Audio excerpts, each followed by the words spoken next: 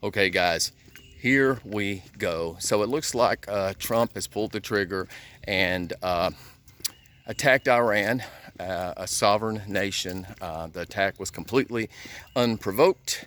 Your national security intelligence agencies will tell you differently, although they know. But it was totally unprovoked, unnecessary. Iran is not a threat to the United States, and even making the argument that is a little bit ludicrous, to be honest with you.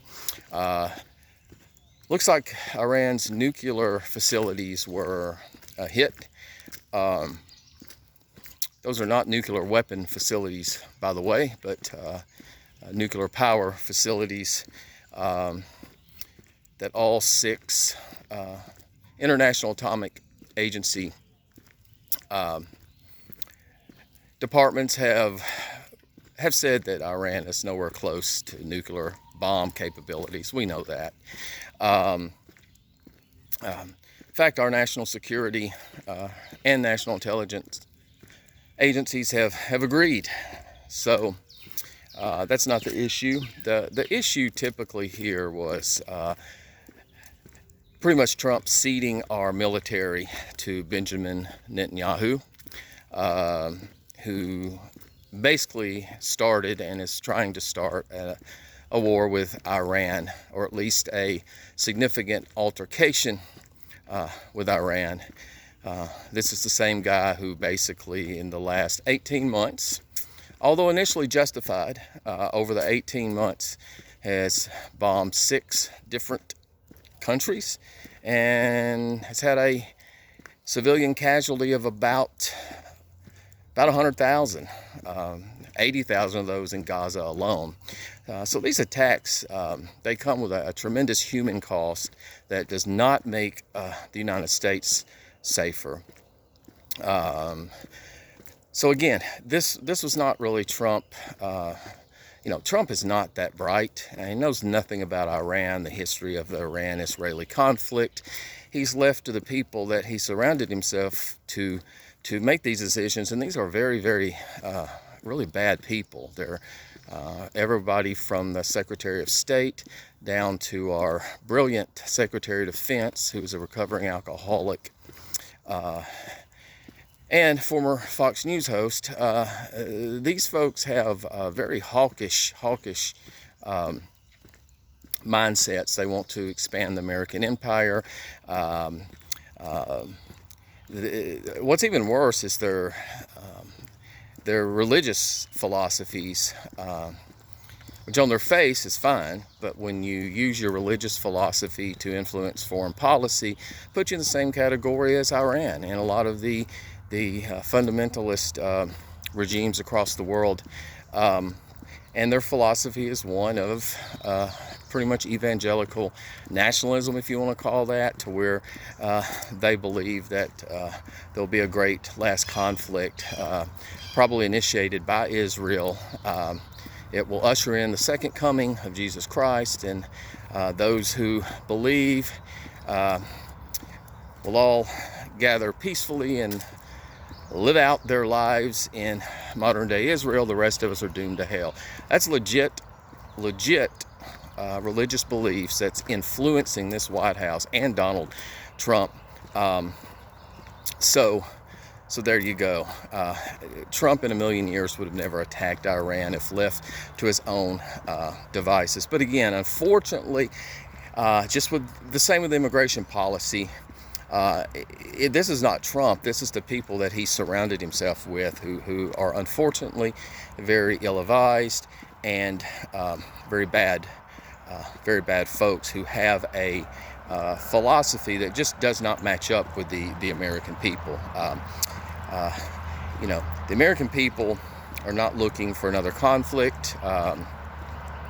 From Vietnam all the way up to the attack on Iran, and everything in between has been really a fabricated series of events and deceptions and lies that have been used to justify force and then to portray it to the American people as it's somehow a national security issue. They're keeping us safe, yada, yada, yada. Now, the only exception to that could have been 9/11, where we went after those folks, for sure. But when it comes to the invasion of Iraq, staying in Afghanistan for 20 years, and Vietnam, and you could pretty much use any of our attacks that we've performed in 13 different countries since Vietnam.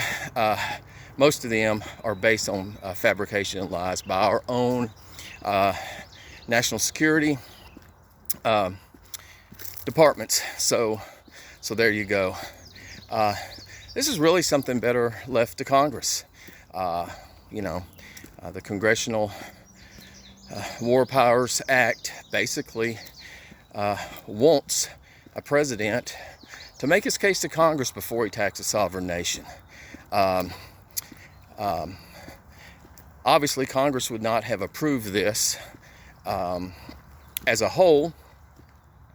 And again, I don't think this is what the American people signed up for. I don't even think this is what MAGA signed up for. We've kind of learned our lessons. Had a lot of young men and women have lost their lives, and we've spent $1 trillion in treasure basically fighting these endless wars in the Middle East that will accomplish absolutely nothing. Let's use the military for the defense of the United States. Let's not use the military as a pawn for Benjamin Netanyahu to use as he pleases and to get involved in these conflicts that absolutely will bankrupt us in the Middle East. So this too will pass.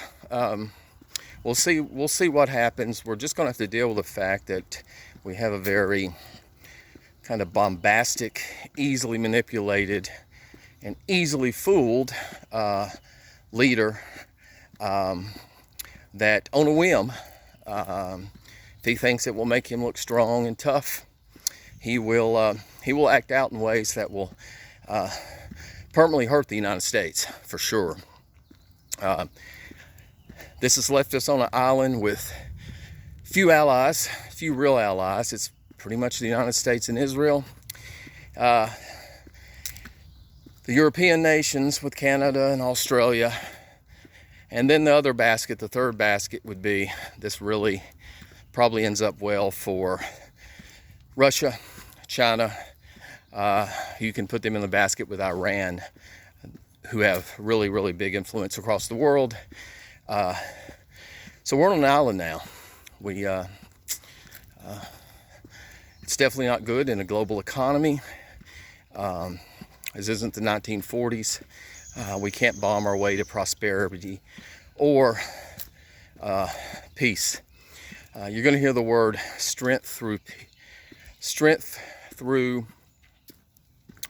peace through strength a lot. I think that's a term Reagan used. He wasn't talking about attacking people. He was talking about building up the military. So you're going to have a lot of people cheering, a lot of people applauding, and a lot of people who absolutely love sitting on their sofa and watching these events unfold on cable news. So hopefully we've learned our lesson over the last, since Vietnam.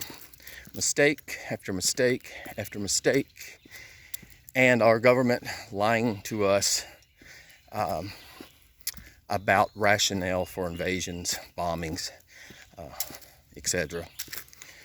So there you go.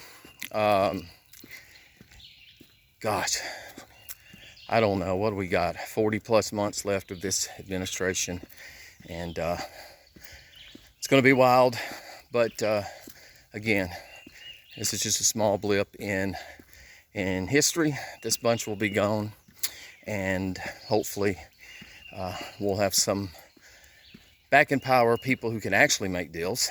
I thought the old deal maker Donald Trump would come in the office and solve the Middle East crisis. I figured he would solve the Ukrainian-Russian crisis like he told us he could.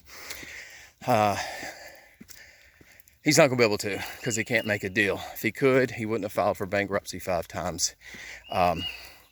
So let's ride this out, be good one another, and I'm sure I'll have more breathless walk and talks up soon.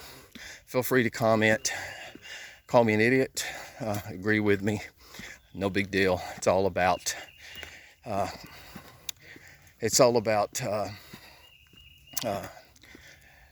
just letting our feelings be known and having a cordial, hopefully, convo on these really big issues of the day. So, man, it's a beautiful day out here. Great day for a hike.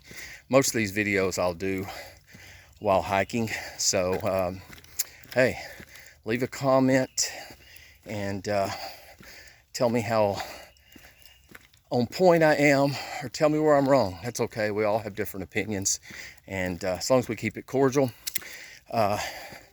So again, be good to everybody. It's tough out there for a lot of folks. You never know what someone's going through. So there you go. Out until later.